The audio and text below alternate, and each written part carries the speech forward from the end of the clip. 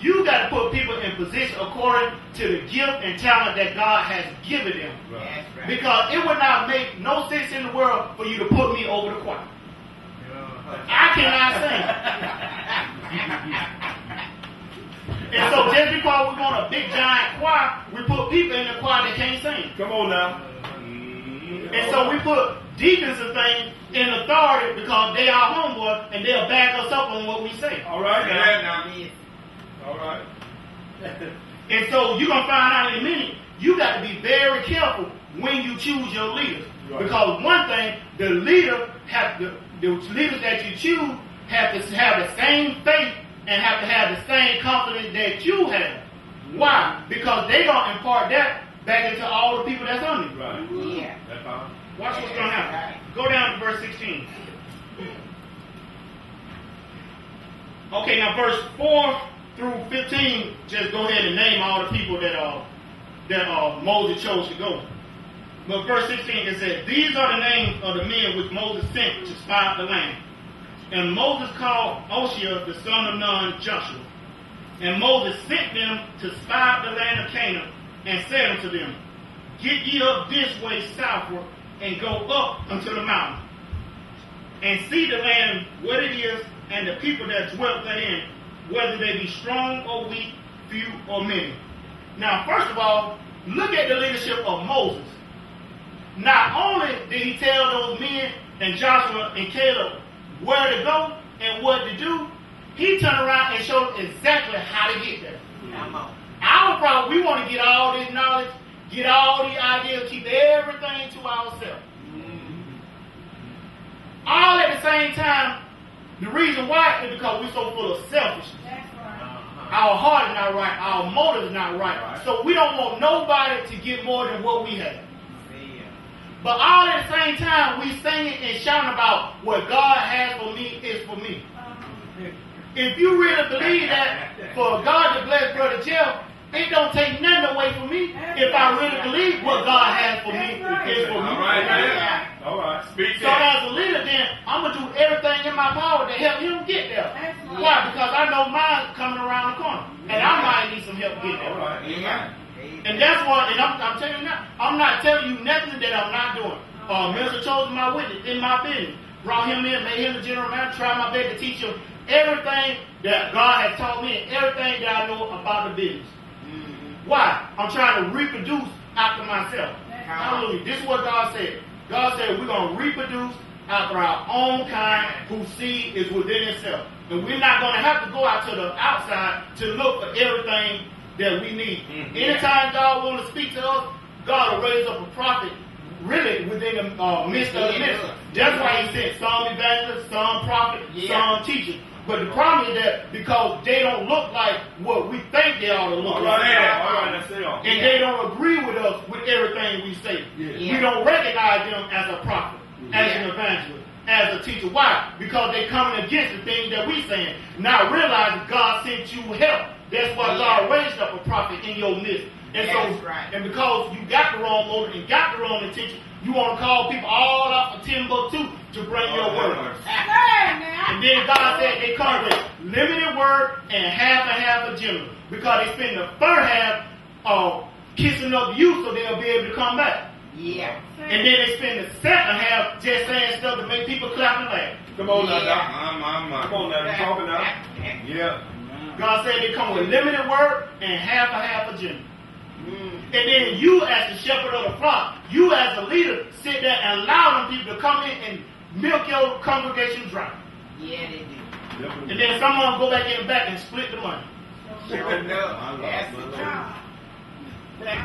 My Lord. Yep. Hallelujah. Yeah. Back to what we were talking about. Okay.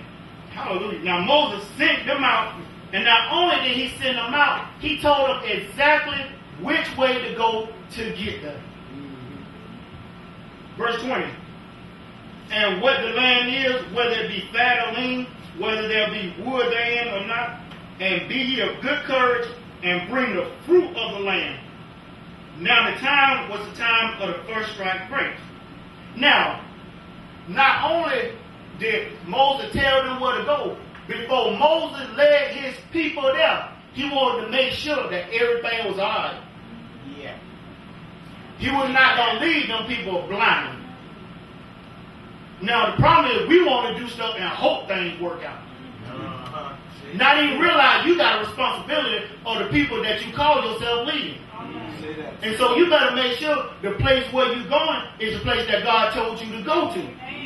And so Moses sent the people to spy the land to make sure that he was going exactly where God told him to go and to make sure everything was going to be like it's supposed to be. Verse 21. So they went up and searched the land from the wilderness of Zin unto Rehob, as men come to him. And they ascended by the south and came unto Amram, where Amak, Sheol, and Talmud, the children of Anak, were. And they came unto the brook Eshcol, and cut down from it a branch with one cluster of grapes. And they bare between two upon his staff, and they brought of the pomegranate and of the fig. And the place was called the brook of Echo, because the cluster of grapes, which were the children of Israel, cut down from it. Now, hallelujah. They went to a place, and the grape was so big that they had to tow them together. Now, you don't went into the promised land. You don't got your grapes. But then we want to come back and tell everybody that they can't get it. How you gonna sit here and tell me we cannot get these grapes when you don't went over there, got grapes, just what, 12, 13 of y'all? Y'all done made it into the land and made it back out alive, safe, brought the spoil back, and you gonna come back and tell me that I can't go? Yeah. Now I know that 13 of y'all can go in, get the grapes and come out. It's about 1 million of us. Yeah. Why can't you go? Come on now. My question is, what did they do with their grapes? Hallelujah. I don't know about y'all, but I want some grapes too. And then if you got the love of Christ in you, y'all want to share. But no, we want to go in, gather up everything, get everything to ourselves, and then go back and tell everybody ain't nothing left. Hallelujah. And they returned from searching of the land after 40 days. Verse 26. And they went and came to Moses and to Aaron and to all the congregation of the children of Israel unto the wilderness of Pharaoh to Kadesh, and brought back word unto them, and unto all the congregation, and showed them. Now they brought it back and showed them the fruit of the land. Verse 27. And they told him and said, we came unto the land whither thou sent us, and surely it flows with milk and honey, and this is the fruit of it. Nevertheless, the people be strong that dwell in the land, and the cities are walled and very great. And moreover, we saw the children of Anak there, and the Amalekites dwelled in the land of the south, and the Hittites, and the Jebusites, and the Amorites dwelled in the mountains, and the Canaanites dwelled by the sea and by the coast of Jordan. Now, they coming back. These are the leaders. These are the leaders. Come on now. Look at Let me just put it plain and simple like this. For lack of a better way to explain it. See. If I'm the head, and you one of my leaders, I don't want you coming back to me with no problem. I want you coming back to me with a solution for a problem. All right. Come on now. Here go the problem. Come on now. But all at the same time, here's the solution. Come on now. Tell us about the solution. Come on. Let me finish read first. Come on now. Verse 30. And Caleb stilled the people before Moses and said, let us go up at once and possess it, for we were well able to overcome it. Come on now. So he put a couple of people in the right position. Yeah. But because he had to, hallelujah. So because he had to please the deacon board, he couldn't make the necessary changes that he had to make, because he was still in bondage to all those people, which actually caused him not to make it, if you read on further. Hallelujah. Verse 31. But the men that went up with him said, we be not able to go up against the people, for they are stronger than we. and they